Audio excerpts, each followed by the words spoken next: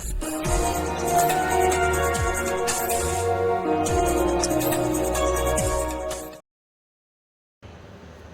Morning students. आज जो हम चैप्टर यहाँ पर डिस्कस करने जा रहे हैं वो हमारा थ्योरी बेस ऑफ अकाउंटिंग है, जो क्लास 11th अकाउंटेंसी का सेकंड चैप्टर है। जैसे हम प्रैक्टिकल क्वेश्चन करेंगे, उन सभी प्रैक्टिकल क्वेश्चन में हमें ज़रूरत पड़ने वाली है, वो ज़रूरत पड़ने वाले जो भी इंपॉर्टेंट टर्म्स हैं उन टर्म्स को हम यहाँ पर चैप्टर 2 में डिस्कस करेंगे। तो वन बाय वन हम यहाँ पर सभी टर्म्स को एक बार चेक कर लेते हैं, कौन कौन से टर्म्स हैं हमारे इसके चैप्टर के। तो स्टार्ट करते हैं हमारा second chapter theory base of accounting.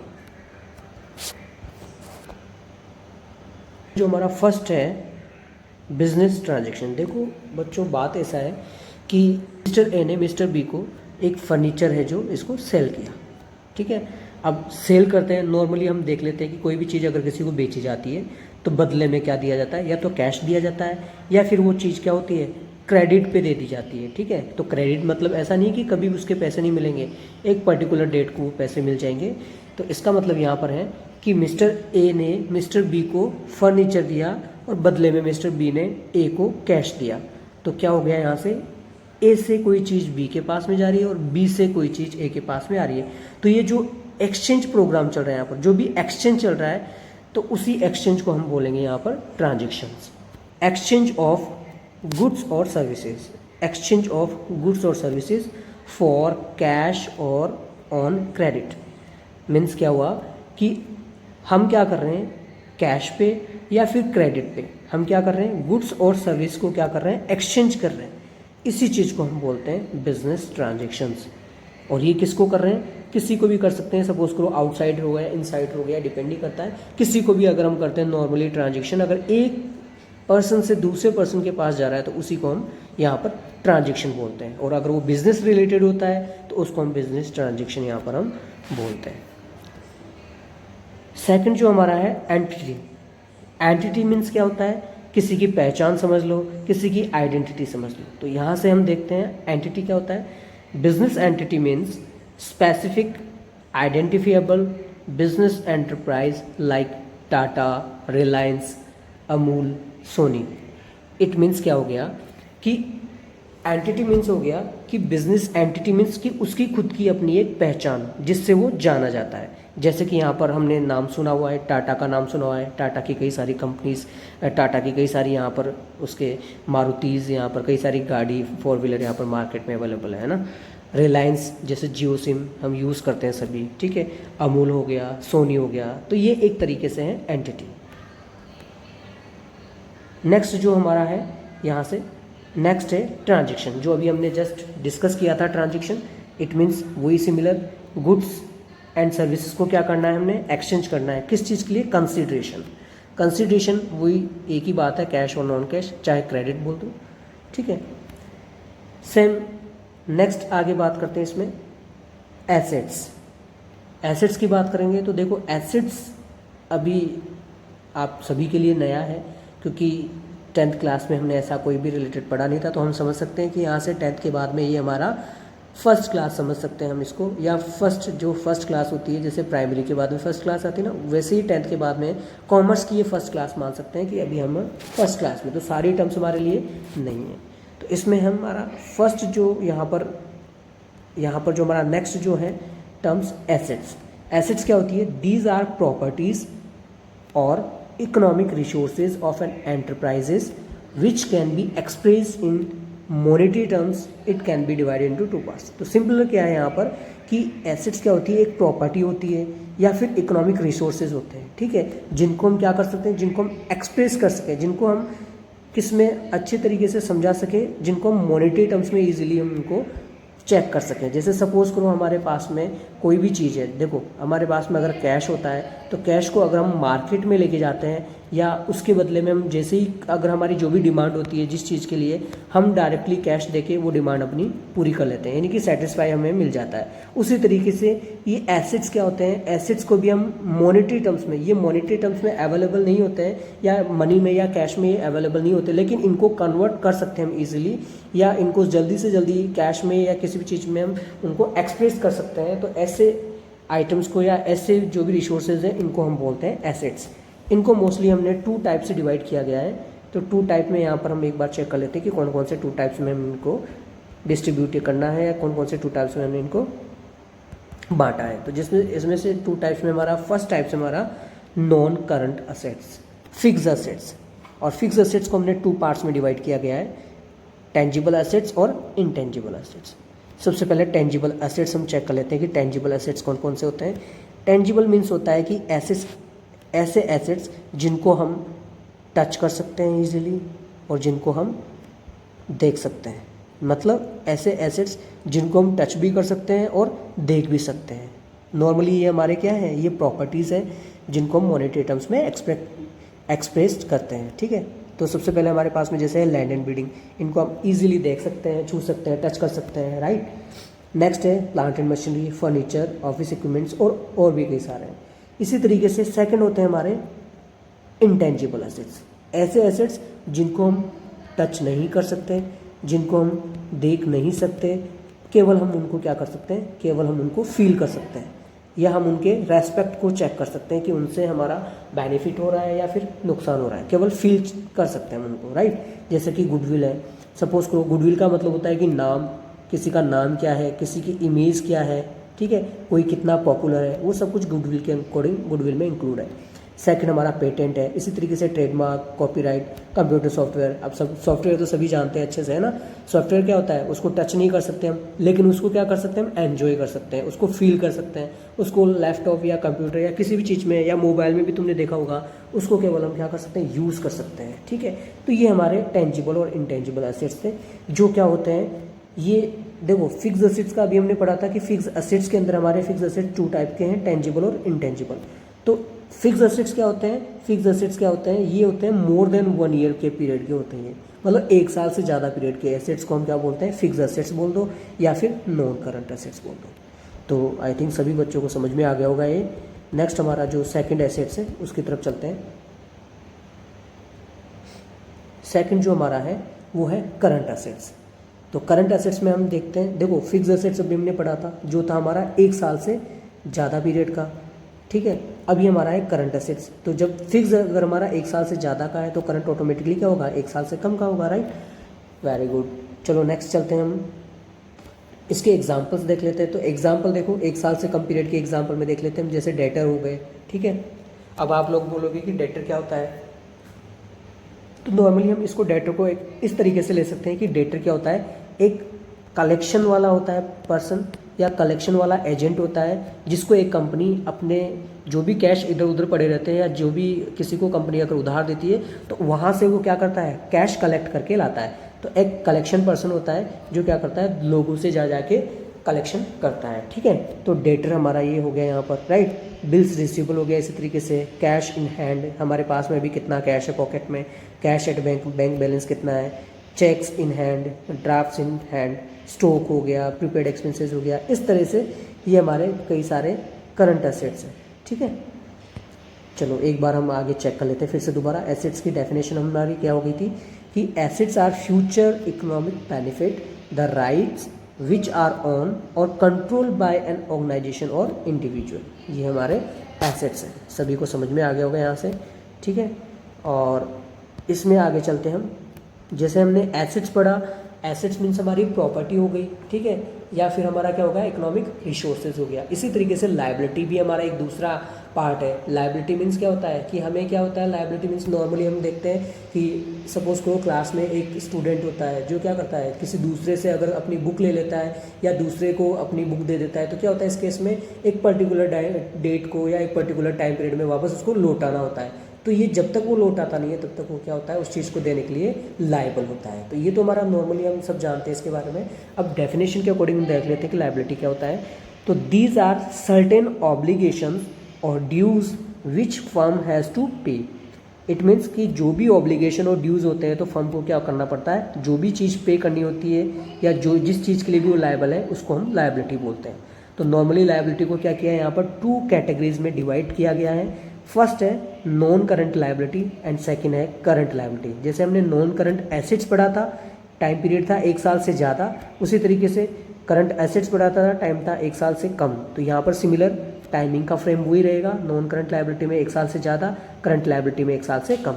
तो दोनों को वन बाय वन हम चेक कर लेते हैं। तो फर्स्ट है हमारा नॉन करंट लायबिलिटी, जैसे कि बैंक लोन लेते हैं बैंक से, तो 1 साल से ज़्यादा के लिए लेते हैं मोस्टली, है ना। तो उसी तरीके से हमारा मोर्गेज हो गया, loan from other financial institutions हो गया, लॉन्ग टर्म लायबिलिटीज़ हो गया। ये हमारे सारे के सारे मोर देन 1 ईयर वाले यहाँ पर लायबिलिटीज़ हैं। और विद इन 1 ईयर वाले लायबिलिटीज़ की चेक करेंगे हम यहाँ पर बात, तो क्रेडिटर्स हो गया, जैसे डेटर्स कलेक्शन का काम कर रहा था तो क्रेडिटर्स यहाँ पर क्या करेगा, पेमेंट का काम कर रहा है, ठीक है। बिल्स पेबल हो गया, आउटस्टैंडिंग एक्सपेंसेस हो गया, बैंक ओवरड्राफ्ट हो गया। ये हमारे लायबिलिटीज़ के पार्ट थे, ठीक है। आगे चलते हैं बच्चों इसमें। नेक्स्ट है हमारा ट्रेड रिसीवेबल। देखो ट्रेड रिसीवेबल क्या होता है, नॉर्मली यहाँ पर इस तरीके से लेंगे कि देखो ट्रेड का काम कर रहा है, ट्रेड का काम कर रहा है यहाँ पर डेटर, ठीक है। और रिसीवेबल मीन्स कि यहाँ पर क्या चीज़ रिसीव हो रही है, तो नॉर्मली क्या हो गया, डेटर मतलब क्या होता है, there are person who owe to an enterprise an amount for buying goods and services on credit. मतलब क्या किया कि गुड्स एंड सर्विसेज को बाय किया, किस पे, क्रेडिट पे किया, तो वो हो गया डेटर। और बिल्स रिसीवेबल क्या हुआ, amount to be received against from या डेटर्स, डेटर्स के अगेंस्ट में जो भी अमाउंट रिसीव हुआ है वो हो गया हमारा बिल्स रिसीवेबल। और दोनों को मिला दिया जाता है तो debtor plus bills receivable equals to हो गया हमारा ट्रेड रिसीवेबल, राइट। इसी तरीके से हमारा होता है ट्रेड पेबल, तो वही क्रेडिटर और बिल्स पेबल को अगर हम इंक्लूड करेंगे यहाँ पर तो हमारा हो जाएगा यहाँ पर क्या, ट्रेड पेबल्स। तो क्रेडिटर को हम यहाँ पर डिफाइन करते हैं, these are person who have to be paid by enterprises an amount for providing the enterprise goods and services on credit, right. इसी तरीके से हमारा बिल्स पेबल की बात करेंगे तो amount payable against the bills to the creditors, जो creditor के अगेंस्ट में जो भी बिल होता है वो हमारा बिल्स पेबल होता है। तो creditor plus bills payable equals to trade payable, ठीक है। आगे चलते हैं हम, आगे नेक्स्ट हमारा है कैपिटल। इसी तरीके से बच्चों हमारा 1 बाय 1 हमारा जो भी टर्म्स है यहाँ पर, जो भी बेसिक टर्म्स है अकाउंटिंग के, वो हम चेक करेंगे, जिससे क्या होगा कि आगे जितने भी क्वेश्चंस आएंगे या प्रैक्टिकल क्वेश्चन जब भी हम करेंगे तो हम जो ये वर्ड है, यूनिक वर्ड है, इनको हमें ईजिली पहचान सकते हैं, ईजिली हम इनको अगर अच्छे से समझ पाएंगे तो वहाँ पर जाके इनको हम अच्छे से क्वेश्चन के अकॉर्डिंग वहाँ पर फॉलो करेंगे और कर पाएंगे। नेक्स्ट है हमारा capital. It is essential investment for commencement of every business. मतलब बिजनेस को, यानी कि जो भी बिजनेस है, अगर किसी भी बिजनेस को स्टार्ट करना होगा तो उसके लिए जो भी एक इन्वेस्टमेंट का प्राइस है, यानी कि उसको स्टार्ट करने के लिए जो भी हमारा खर्चा है, उसी खर्चे को हम बोलते हैं कैपिटल, ठीक है। नेक्स्ट हमारा सेल्स। सेल्स की बात करेंगे तो इट कैन बी क्रेडिट और कैश, दोनों टाइप की हो सकती है सेल्स हमारी, कैश सेल्स भी हो सकती है और क्रेडिट सेल्स भी हो सकती है।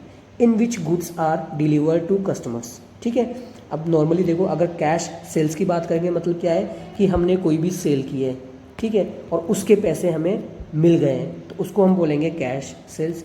और सेकंड क्रेडिट सेल्स क्या होगा कि अगर सपोज करो हमने कोई भी सेल किया है, ठीक है, फर्नीचर हमने सेल किया है लेकिन उसके पैसे अभी मिले नहीं है, वो क्या हो गया, वो उसने जो भी बायर है उसने कहा है कि अभी मेरे पास पैसे नहीं है, मैं 1 महीने बाद में इसके पैसे दूंगा, या हो सकता है वो आधे पैसे अभी दे दे और आधे पैसे 1 महीने के बाद दे। तो उस जो आधे पैसे उसने नहीं दिए अभी, जो ड्यू है उसके, उसको हम बोलेंगे क्रेडिट सेल्स, ठीक है, जो क्रेडिट पे इसको सेल्स किया गया है। नेक्स्ट है हमारा, नेक्स्ट इसमें है हमारा रेवेन्यूज़।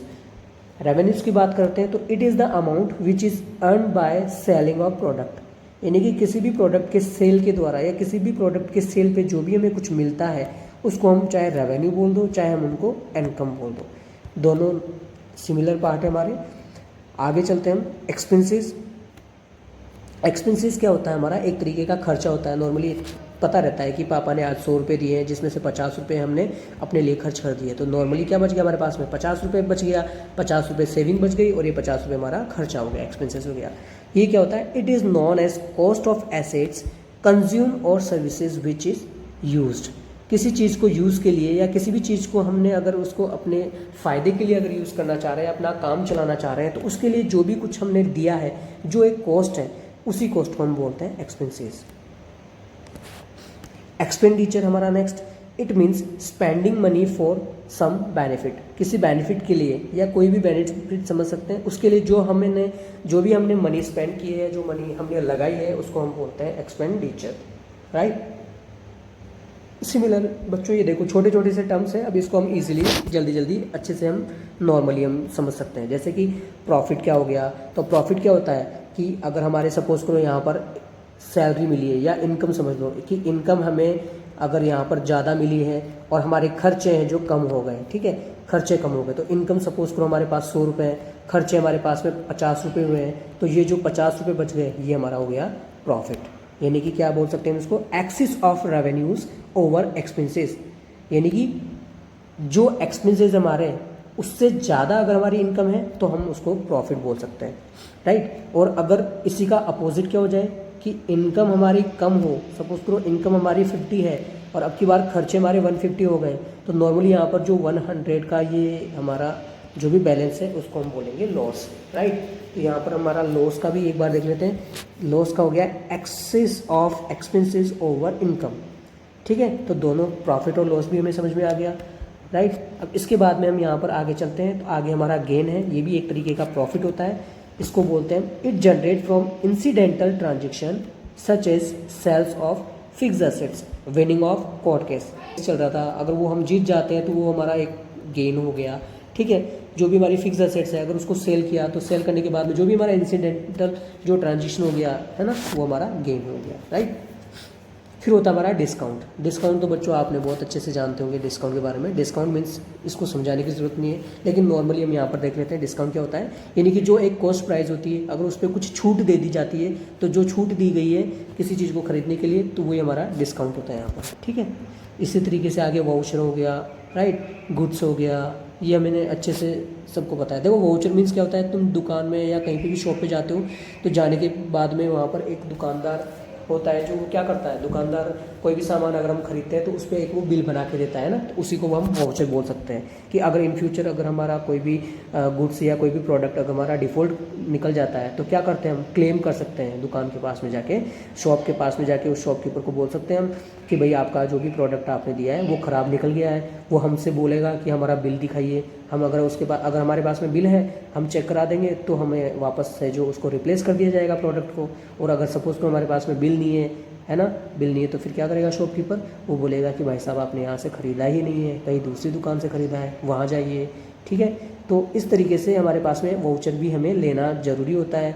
आजकल तो गवर्नमेंट ने भी कई सारी स्कीम चलाई हुई है, जैसे जागो ग्राहक जागो, देखा होगा एडवर्टाइजमेंट में खूब सारे ऐसे चैनल्स पे कई सारे एडवर्टाइजमेंट जैसे बनाए जाते हैं जिसमें हम ग्राहक के बेनिफिट बताए जाते हैं उसमें, राइट।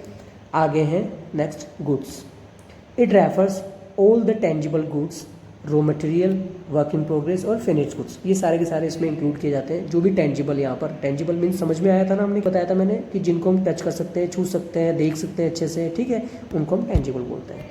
जैसे सपोज करो यहाँ पर टिम्बर है, टिम्बर से क्या किया गया, टिम्बर अगर हम नॉर्मली अगर जंगलों से काट के लेके आते हैं तो उसको हम रॉ मटेरियल बोलते हैं। उसको वर्क इन प्रोग्रेस के थ्रू अगर हम वहाँ पर आगे नेक्स्ट प्रोसेस के लिए बनाए जाते हैं तो टिम्बर से देखो फर्नीचर बनता है, यहाँ से अलमीराज बनती है, कई सारी देखी होगी फर्नीचर वगैरह आ रही है, उनको हम फिनिश्ड गुड्स में यहाँ पर हम ट्रांसफ़र कर देते हैं, राइट। ये हमारे गुड्स थे। ड्राइंग्स, ड्राइंग्स का मतलब होता है कि यहाँ पर सपोज करो ड्राइंग्स मीन्स होता है कि अगर कोई भी पर्सन अपने खुद के, या पर्सन समझ लो या बिजनेस समझ लो, कोई भी समझ लो, अगर वो खुद के यूज़ के लिए किसी चीज़ को यूज़ कर रहा है, अपने खुद के यूज़ के लिए अगर किसी प्रोडक्ट को अगर यूज़ कर रहा है तो उसको हम बोल सकते हैं ड्राइंग्स। जैसे अमाउंट ऑफ गुड्स और cash which is withdraw from business for personal use, किसी भी बिजनेस से अगर उसने विड्रो किया है, निकाला है, वहाँ से लिया है, किस चीज़ के लिए, पर्सनल यूज़ के लिए, तो उसको हम बोलेंगे ड्राइंग्स। नेक्स्ट हमारा परचेज। परचेजेस मीन्स क्या होता है, it means of procurement of goods on credit और कैश, चाहे कैश हो चाहे क्रेडिट हो, अगर किसी पे भी अगर कोई चीज़ अगर प्रोक्यूर किया है हमने या लिया है तो उसको हम बोलेंगे परचेजेस। स्टॉक, स्टॉक भी हमें अच्छे से पता है कि स्टॉक कौन सा होता है, कि ऐसा प्रोडक्ट, ऐसा आइटम जो हमारा अनसोल्ड है, अनसोल्ड है। तो हमारा देखो फाइनेंशियल ईयर मैंने पहले भी समझाया था कि फाइनेंशियल ईयर हमारा स्टार्ट होता है 1 अप्रैल से और ख़त्म होता है ये 31 मार्च को, यानी कि 1 अप्रैल से लेके हमारा फाइनेंशियल ईयर होता है और ये ख़त्म कब होता है, 1 अप्रैल से स्टार्ट होकर हमारा 31 मार्च में ख़त्म होता है। तो ये जो टाइम पीरियड है ये हमारा है फाइनेंशियल ईयर। अगर इस फाइनेंशियल ईयर में कोई भी चीज़ अनसोल्ड रह जाती है तो वो उस चीज़ को हम क्या करेंगे, नेक्स्ट जो फाइनेंशियल ईयर होगा वहाँ पर हम उसको यूज़ कर लेंगे। तो इसी पॉइंट ऑफ व्यू से हमारे स्टॉक को 2 टाइप्स में डिवाइड किया गया है। एक तो हमारा ओपनिंग स्टॉक, दूसरा हमारा क्लोजिंग स्टॉक। यानी कि जो लास्ट में जो भी स्टॉक बच जाता है फाइनेंशियल ईयर की लास्ट में, तो उसको हम क्लोजिंग स्टॉक कंसीडर करेंगे। और जैसे हमारा नेक्स्ट जो फाइनेंशियल ईयर स्टार्ट हो जाएगा तो उस फाइनेंशियल ईयर में हम इसको ओपनिंग स्टॉक में यूज़ कर लेंगे, राइट। इसी तरीके से नेक्स्ट है हमारा फिर बैलेंस शीट। देखो बैलेंस शीट हमारे लिए एक तरीके से हम इसको समझ सकते हैं कि एक बुक है जो रिप्रेजेंट करती है, जिसमें हमारा पूरा ट्रांजेक्शन शुरू से लेके जीरो से लेके लास्ट तक का जितना भी इंक्लूडेड है वो सारा का सारा इसके अकॉर्डिंग बताया जाता है, ठीक है। इसके अकॉर्डिंग हम पता लगा लेते हैं कि एक कंपनी ने कितना कमाई किया है और कितना उसका प्रॉफिट और लॉस हुआ है। तो इसकी डेफिनेशन एक बार हम देख लेते हैं। Balance sheet is prepared at the end of each accounting period. अब अकाउंटिंग पीरियड तो हमने समझ लिया होगा यहाँ पर कि जो हमारा फाइनेंशियल ईयर होता है उसी को हम अकाउंटिंग ईयर भी बोलते हैं, राइट। तो हमें पता है कि 1 अप्रैल से स्टार्ट है और 31 मार्च को ये ख़त्म हो रहा है। तो हर 31 मार्च यानी कि ईच अकाउंटिंग ईयर, जो भी अकाउंटिंग पीरियड होता है हमारा, उसके एंड की बात कर रहा हूँ मैं यहाँ पर 31 मार्च की, यानी कि हर फाइनेंशियल ईयर के 31 मार्च को क्या होता है, बैलेंस शीट प्रिपेयर की जाती है, ठीक है। To ascertain the financial position of business.